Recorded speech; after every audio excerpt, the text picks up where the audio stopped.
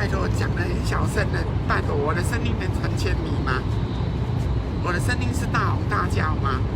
我们后面也没人啊，只有一格啊，对不对？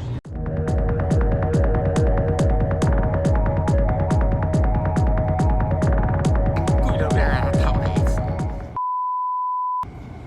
套早靠干呢。这钱是留钱包，我这摆都无要拿啦，放了烂啦，我也无想要花啦，对无？我无通好趁钱，恁鬼都不放过我，好啊，你再去靠到要死啊！你知名度那么大，赚不到钱就真的有鬼了。一年一首歌哎，赚不到钱，开饮料店我开不起来。反正我那个健保不想交了啦，反正我也不想活了啦，无所谓的啦。可能音量再降低一点。哦，好，不好意思，好，不好意思，有人来讲了，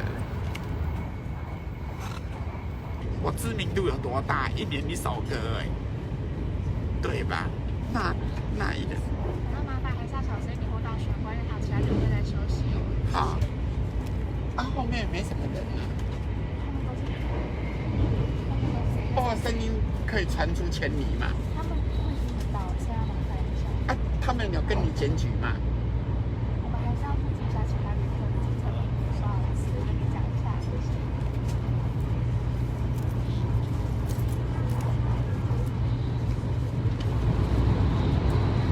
拜托，讲得很小声的，拜托，我的声音能传千里吗？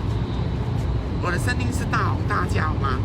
拜托，以后不要再来坐高铁了，花了那么多钱，我们后面也没人啊，只有一格啊，对不对？如果吵到那个大哥也跟我讲，他也没在睡觉，好不好？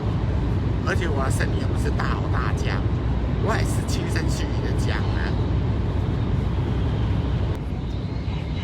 不如我们可以退票嘛？我们在下站跳，我们是坐到嘉义。哦，我们可以退票吗？不行呢，因为你车票使用就不能够做退费喽。